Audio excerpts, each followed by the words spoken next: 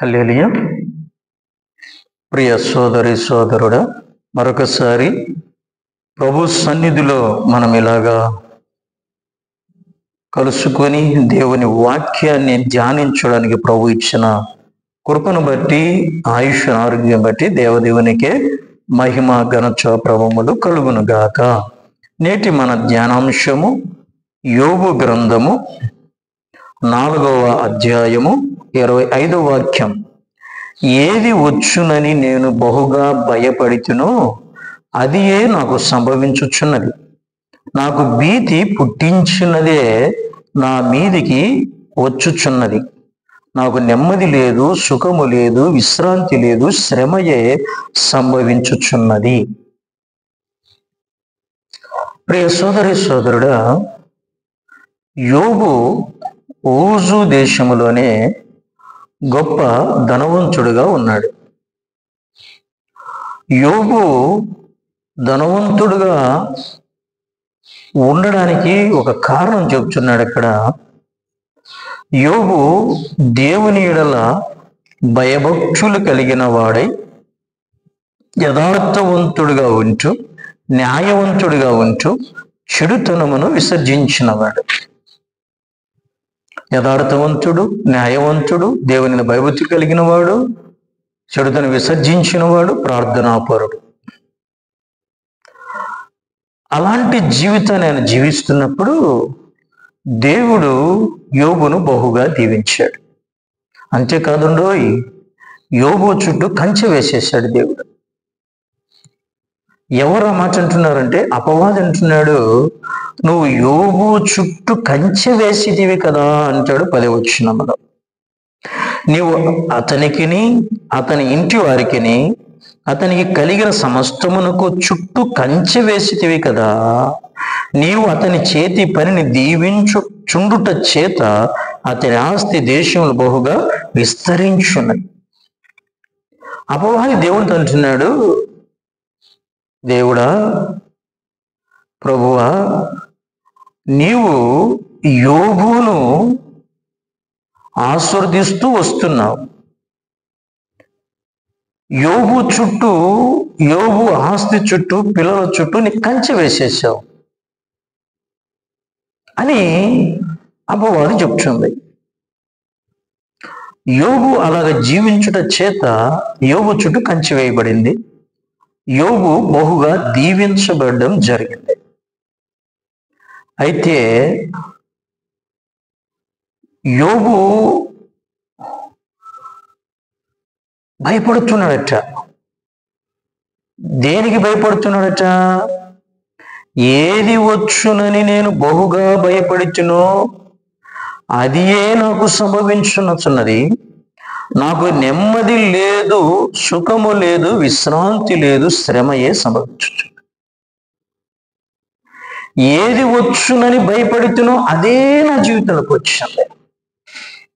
సోదరా సోదరుడా, నువ్వు భయపడుతున్నావేమో, నా జీవితంలో అది వస్తుందేమో, నా జీవితంలో ఇది వస్తుందేమో, నా జీవితంలో ఆ రోగం వస్తుందేమో, నా జీవితంలో ఈ సమస్య వస్తుందేమో, నా జీవితంలో ఈ ఇబ్బంది వస్తుందేమో అన్న భయము నీలో ఉందేమో.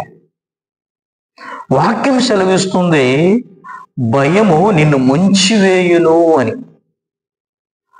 నువ్వు భయపడవా? ఆ భయమే నిన్ను ముంచివేస్తుంది. జాగ్రత్త స్వామి. ఆ భయమే నీ జీవితాన్ని పాడు చేస్తుంది. ఆ భయమే నీ బ్రతుకును అతలాకుతం చేస్తుంది. అందుకే నీ జీవితంలో నువ్వు ఏదో ఊహించుకుంటున్నావు. చాలా మంది ఇదే చేస్తున్నారు. నా జీవితంలో ఆ కష్టం వస్తుందేమో, ఆ బాధ వస్తుందేమో, ఆ ఇబ్బంది వస్తుందేమో, ఆ శ్రమ వస్తుందేమో అని తాము ఊహించుకుంటూ ఆ శ్రమల్లో పడిపోతున్నారు, ఆ బాధలో పడిపోతున్నారు. నిజమైందండి. యోబు అంటున్నాడు, ఏది వచ్చునని నేను భయపడుతున్నాడు యోబు అనుదినం. ఈ శ్రమ వస్తుందేమో, ఈ బాధ వస్తుంది, కష్టం వస్తుందేమో అని ఆ భయం మన జీవితంలోకి వచ్చేస్తుంది. నెమ్మది లేకుండా చేసింది. అవును సోదరి సోదరుడా, నీకు నెమ్మది లేకుండా పోతుంది, సమాధానం లేకుండా పోతుంది. Don't think about that. దాని గురించి నువ్వు ఆలోచించద్దు.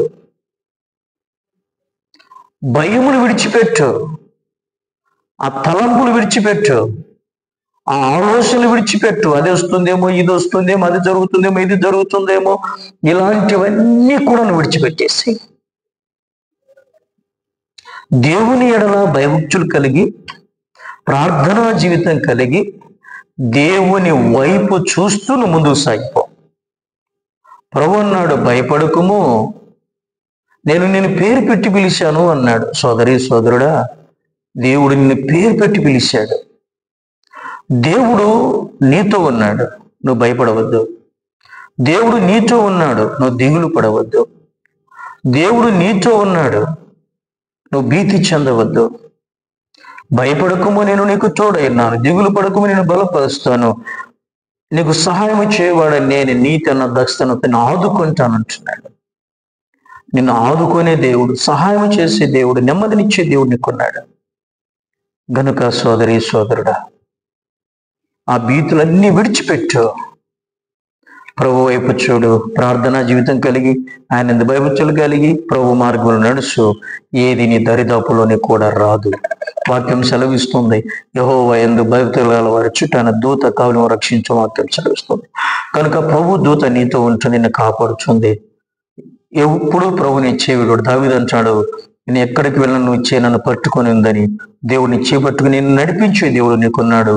కనుక ఆ భీతులను విడిచిపెట్టి ఆ దేవుని వైపు చూస్తూ, ప్రార్థనా జీవితం కలిగి, దేవుని భయభక్తులు కలిగి, ప్రభు ఆజ్ఞను నడుచుకుంటూ నీ జీవితాన్ని కొనసాగించు.